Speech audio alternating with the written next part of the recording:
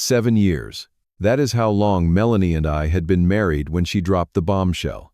We were sitting at Les Bernardines, the fancy French restaurant in Manhattan that she had always wanted to try. I had made reservations months in advance for our anniversary. The lighting was perfect, the champagne was flowing, and we had just ordered the seafood tasting menu when she looked me dead in the eyes and said, "Boston, I have been cheating for 2 years. I am leaving you for him." I felt like the floor had disappeared beneath me, but surprisingly, I remained calm. Instead of breaking down, I smiled and raised my glass in a toast. The look of confusion on her face was only the beginning. She had no idea what was coming next. Before I tell you why I smiled and what happened next, let me know where you are watching from. Drop a comment below and hit that subscribe button if you have ever had a moment where staying calm completely changed the outcome of a bad situation. And if you want to see more stories about turning betrayal into triumph, make sure to like this video. To understand why my wife's confession hit me so hard that night, I need to take you back to the beginning. I met Melanie 7 years ago at a medical technology conference in Chicago. I was there presenting my work as a biomedical engineer, specializing in prosthetic limb development. She was handling the marketing for a major pharmaceutical company. I still remember how she stood out in the crowded convention hall, confident in a sharp blue suit, her dark hair falling in perfect waves around her shoulders. "That is an impressive presentation," she said, approaching me afterward. "The way you explained the neural interface was actually understandable even to a marketing person like me." We ended up talking for hours at the hotel bar, missing the networking dinner entirely. There was an instant connection between us, an electricity I had never felt with anyone else. Melanie was ambitious, charismatic, and seemed genuinely interested in my work. By the end of the conference, we had exchanged numbers and planned our first official date. Our courtship was a whirlwind. Within 6 months, we were talking about marriage. She was everything I thought I wanted: intelligent, driven, beautiful, and passionate. When she accepted my proposal during a weekend trip to Napa Valley, I felt like the luckiest man alive. We married in a lavish ceremony that cost more than I was comfortable with, but Melanie insisted it had to be perfect. Looking back, that should have been my first red flag. The first couple years of marriage were wonderful, at least from my perspective.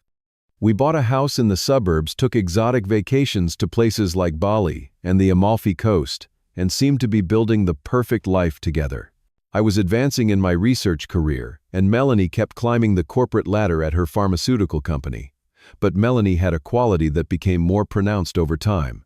She was never satisfied with what she had. The house needed renovating as soon as we moved in. The furniture needed upgrading after a year.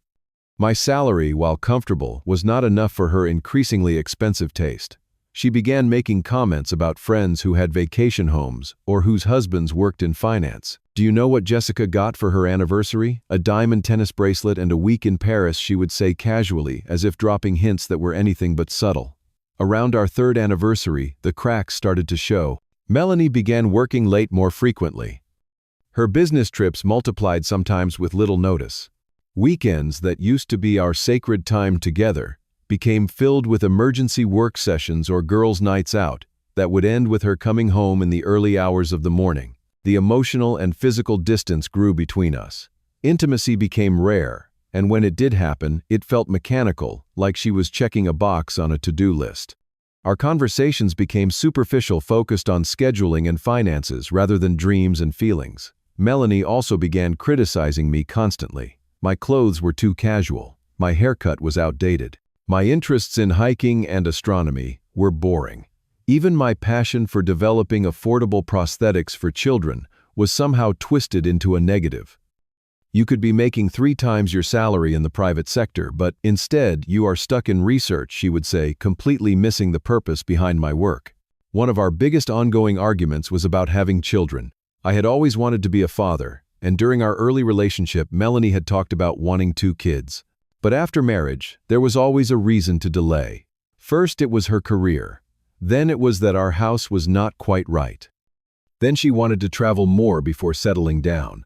By year 5, she had stopped pretending and simply said she had changed her mind about children altogether. I began noticing other warning signs. She became protective of her phone, always keeping it face down and taking calls in another room. Her social media accounts, once open books to me, became password protected. She started dressing differently, investing in expensive clothes and spending more time at the salon. Despite all this, I did not want to believe my suspicions. I made excuses for her behavior, blamed work stress, and focused on trying to save our marriage. I suggested counseling, which she refused. I planned romantic getaways, which she found reasons to reschedule. I even started a workout regimen and updated my wardrobe, hoping to reignite her interest. We just need to reconnect, I told myself, even as the evidence mounted that something was seriously wrong. 3 months before our 7th anniversary, my suspicions became impossible to ignore. I had borrowed Melanie's phone to order takeout when a text message notification appeared on the screen. It was just a preview, but the words "miss you" and "tonight" from someone saved as our work were enough to make my stomach drop. I could have confronted her immediately, but something told me to be strategic. Instead of acting on emotion, I contacted a private investigator the next day. It was expensive and felt like a betrayal of trust, but I needed to know the truth before making any decisions. "This is more common than you think," the investigator, a retired police detective named Frank, told me. "Just give me 2 weeks to gather information." Those 2 weeks were the longest of my life. I pretended everything was normal while my mind raced with possibilities. I found myself analyzing every word Melanie said, every excuse she made, every late night at the office. When Frank called me to meet at a coffee shop across town, I knew before he said a word that my worst fears were confirmed. He slid a folder across the table with photographs, hotel receipts, and a detailed timeline. "Her name is Melanie Thompson, age 33. She has been having an affair with Richard Carlson, age 45, for approximately 2 years," Frank stated clinically. "He is her direct supervisor at Marshall Pharmaceuticals and is married with 3 children, ages 13, 10, and 7. I stared at the photographs in disbelief. There was Melanie entering a hotel at lunchtime. Another showed her and a tall, silver-haired man in an intimate embrace in a restaurant booth. The evidence was indisputable. "There is more," Frank continued. "They take lunch breaks together 3 times a week at the Westlake Hotel. He has told his wife he has a standing lunch meeting with clients. They also meet during supposed business trips. Last month, while she told you she was at a conference in Denver, they were actually in Cancun together." The shock gave way to a deep, burning pain that threatened to consume me. 2 years. Half of our marriage had been a lie. All those nights I waited up, all those weekends alone, all those business trips I had supported her through, encouraging her career growth. It had all been part of her deception. But as the initial wave of pain subsided, something unexpected happened. A strange calm settled over me. Perhaps it was self-preservation, or maybe it was the clarity that comes with finally confirming what you have long suspected. Whatever the cause, I began thinking strategically rather than emotionally. "I need to know more about this Richard," I told Frank. "And I need to know if his wife is aware." Over the next several weeks, I quietly put my plan into action. I met with a divorce attorney who advised me on protecting my assets. I opened a separate bank account and began documenting our financial history, especially my contributions to our home and investments. I gathered evidence of Melanie's affair from the investigator and backed it up in multiple secure locations. Through Frank's connections, I learned more about Richard Carlson. He was a serial philanderer who had been involved with at least 2 other employees before Melanie. He had recently been promoted to head international operations and would be relocating to the Singapore office within 2 months. Most interestingly, according to office gossip that Frank had gathered, Richard had no intention of leaving his wife despite whatever promises he might have made to Melanie. I also learned about Janet Carlson, Richard's wife. She was a former marketing executive who had left her career to raise their children.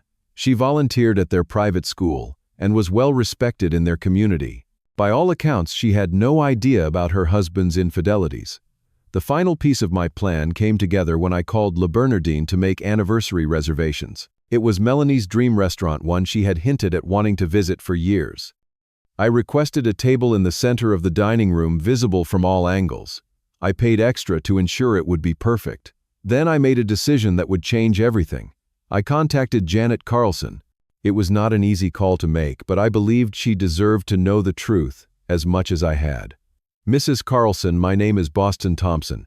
You do not know me, but I believe we have something important to discuss regarding our spouses." After a long, difficult conversation, Janet and I agreed to meet.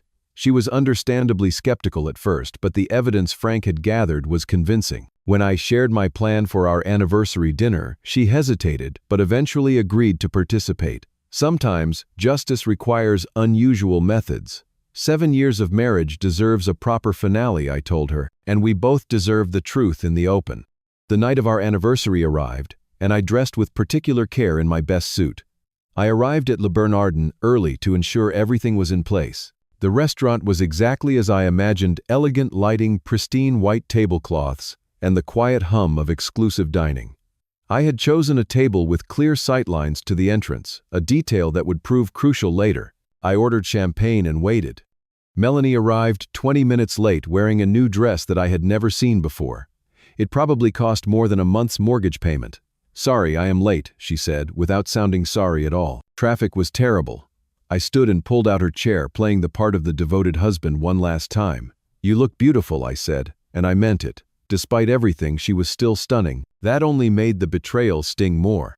"This place is impressive," she said, looking around. "I have been wanting to come here for ages." "I know. That is why I made the reservation 3 months ago." We ordered drinks and appetizers, making strained small talk about work and weather. Melanie checked her phone repeatedly, barely concealing her impatience. I wondered if she was texting Richard, coordinating their plans for after she dropped her bombshell. As the waiter poured our wine, an expensive Bordeaux that Melanie had selected, she suddenly put down her glass and leaned forward. "Boston, I need to tell you something." Here it was, the moment she had been planning, perhaps rehearsing. I kept my face neutral, curious to see exactly how she would phrase her betrayal. "I have been cheating for 2 years," she said, her voice surprisingly steady. "I am leaving you for him." I said nothing, letting her continue. "His name is Richard. He is my boss at work," she went on. "We have been in love for a long time. He is leaving his wife for me. We are planning to move to Singapore together for his new position." She paused, perhaps expecting me to break down to beg her to stay to ask questions. When I remained silent, she seemed thrown off balance. "I never really loved you, Boston," she said, her words becoming crueler, as if trying to provoke a reaction. "I settled for you because you were stable and safe. Richard is exciting, successful. He can give me the life I always wanted." I took a sip of my wine, letting her words hang in the air. Then I smiled. "I know," I said calmly. "I have known for months." Her eyes widened. This was not the script she had planned. "What do you mean you know?" I reached for the bottle and refilled my glass leisurely. 3 months ago, you got a text from our work while I was ordering takeout on your phone. I hired a private investigator the next day." The color drained from her face. "You had me followed. How dare you invade my privacy like that?" I laughed softly. "Privacy? You gave up any right to privacy when you violated our marriage vows. But that is not important now." I raised my glass in a toast. "To your new life, Melanie. I hope it is everything you think it will be." She stared at me, confusion replacing her initial shock. Then I glanced toward the entrance of the restaurant and smiled more broadly. Melanie turned to follow my gaze, and I watched as her expression transformed from confusion to horror. Janet Carlson had just walked in, accompanied by Frank, my private investigator. They spotted us immediately and began walking toward our table. "What is happening? Who is that woman?" Melanie hissed, though I suspect she already knew. That I said, standing to greet our guests, is Janet Carlson, Richard's wife of 15 years, and mother of his 3 children. I thought she should join our celebration. Janet approached our table with remarkable composure for a woman about to confront her husband's mistress. Frank followed a step behind, carrying a slim briefcase. I had met Janet in person only once before this night, but I had been impressed by her dignity despite her pain. "Melanie, I would like you to meet Janet, Richard's wife," I said, performing introductions, as if this were a normal business dinner. Melanie's face had turned ashen. She gripped her wine glass so tightly, I thought it might shatter in her hand. "What is this? Some kind of ambush?" she hissed, looking around frantically as if searching for an escape route. Janet took a seat at our table uninvited, placing a large envelope before her. "No, Melanie. This is what we call reality." Frank remained standing, a silent presence documenting what was about to unfold. Janet opened the envelope and spread several photographs across the table. There were images of Richard and Melanie entering hotels, sitting closely in restaurants, even kissing in a car that I recognized as Melanie's. 2 years, Janet said, her voice steady. "You have been sleeping with my husband for 2 years while I raised our children and supported his career. Did he tell you he was leaving me? Melanie shifted uncomfortably, her earlier confidence completely evaporated. Richard loves me. He said your marriage has been over for years. You just stay together for the children and appearances. Janet gave a small, sad laugh. Is that what he told you? How interesting. Because just last week we put a deposit down on a vacation home in Lake Tahoe, and 2 days ago we finalized the details for our family vacation to Italy this summer. You are lying, Melanie said, but uncertainty had crept into her voice. I also think you should know, Janet continued, that Richard has been promoted to head the Singapore office. He leaves next month. Alone. I know about Singapore, Melanie shot back. We are going together. He already promised. Janet shook her head and looked at Frank, who produced a document from his briefcase. It was a copy of an email from Richard to the HR department at their company. Upon taking the Singapore position, Janet read aloud, I will be restructuring the marketing team. The current senior marketing manager position will be eliminated with responsibilities redistributed to the Singapore office. Melanie grabbed the paper, her hands shaking, as she read it herself. That is your position, is it not? I asked gently. Senior marketing manager, there must be some mistake, Melanie whispered. Richard would have told me, like he told his previous mistress Diane from accounting that he was leaving me for her 2 years ago, Janet asked. Or Carol from legal the year before that. I watched as the full reality of her situation dawned on Melanie. The man she had betrayed me for had been using her just as she had used me. He is not leaving his family, Melanie, I said. He never was. You were convenient and disposable. Frank produced more evidence, phone records showing Richard's calls to another woman in Singapore, hotel reservations under his name that predated his official transfer announcement, a copy of his children's enrollment in Singapore American school. But that is not all, Janet added. While investigating your affair with my husband, Mr. Kelly here, discovered something else interesting. Perhaps you would like to share, Boston. I nodded and took over. I have filed for divorce, Melanie. The papers will be delivered to you tomorrow. Given the circumstances and the evidence of your infidelity, my lawyer assures me that the settlement will be more than fair to me. Melanie's shock turned to anger. You planned all this to humiliate me. You could have just confronted me privately, like you were going to tell me privately, I countered. Or were you planning to drop the bomb and walk away, leaving me to pick up the pieces alone? Besides, I thought you would want to know the truth about Richard before you threw away your career and moved across the world for him. You do not know anything, Melanie said, tears now streaming down her face, smearing her perfect makeup. Richard and I love each other. This is all a misunderstanding. Is it? Janet asked, sliding one final photograph across the table. It showed Richard with his arm around a young Asian woman looking at condominiums in Singapore.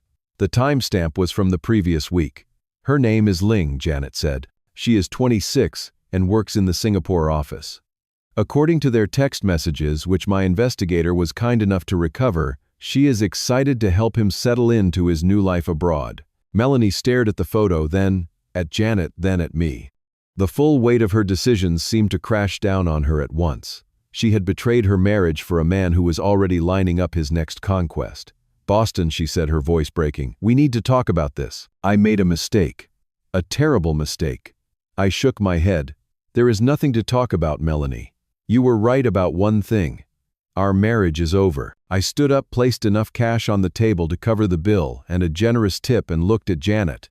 Would you like a ride home? Janet nodded and gathered her evidence back into the envelope. As we prepared to leave, Melanie grabbed my arm. Please, Boston, do not do this. We can work things out. I was confused. Richard manipulated me. I gently removed her hand. Goodbye, Melanie. I wish you clarity and wisdom in your future relationships.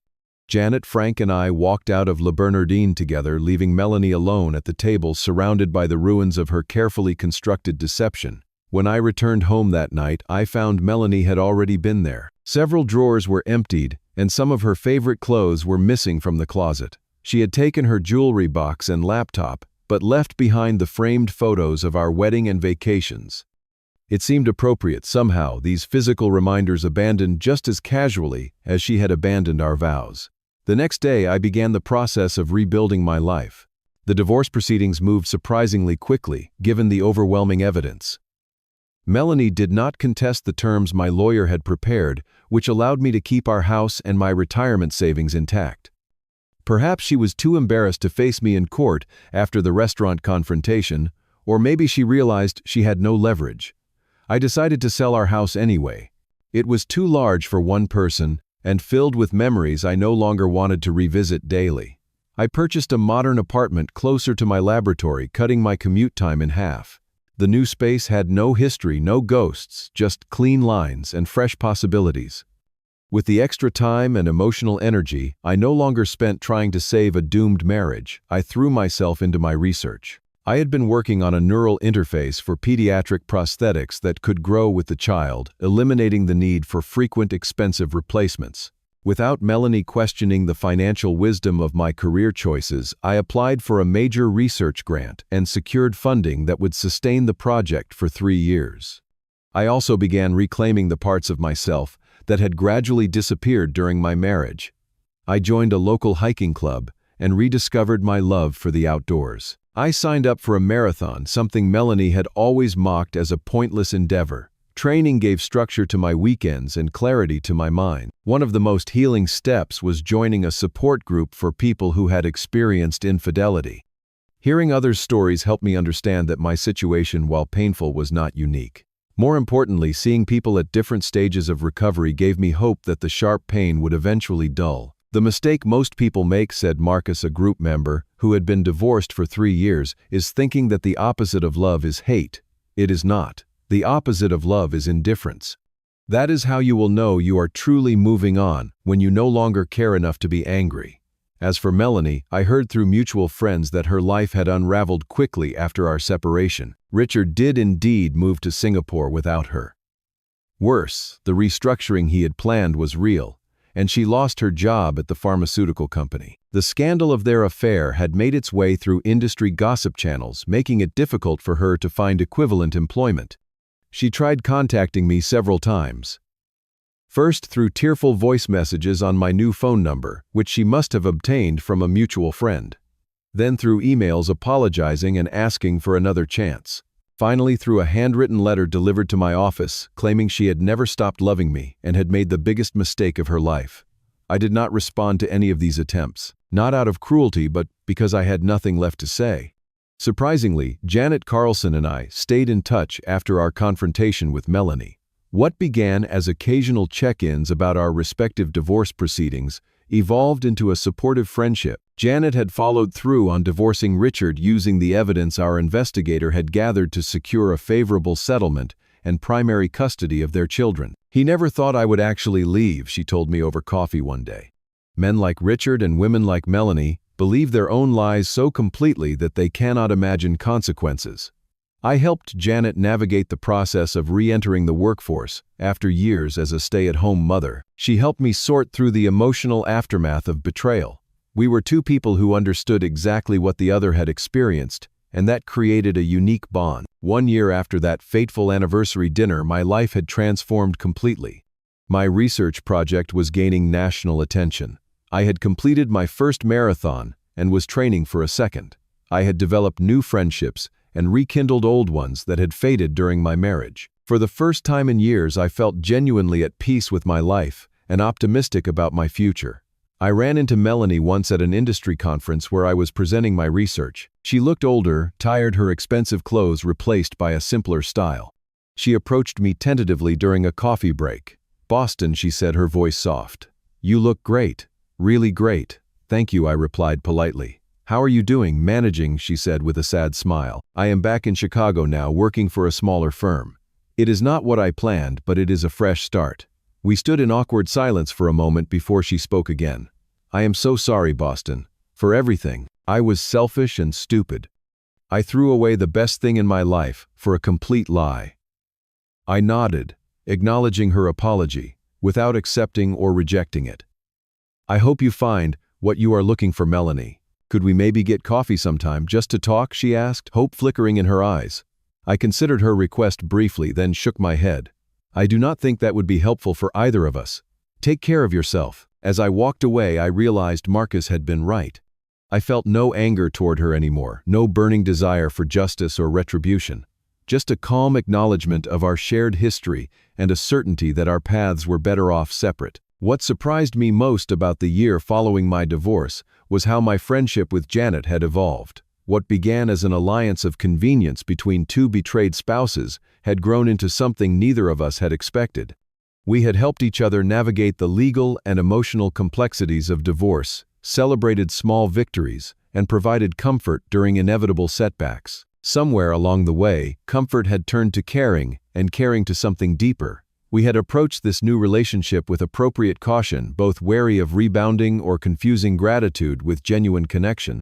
But the more time we spent together, the clearer it became that what we had found was real, built on a foundation of mutual respect and honesty. Sometimes the most valuable life lessons come wrapped in the most painful packages. I learned about my own resilience, the importance of self-respect, and the power of remaining calm in a crisis.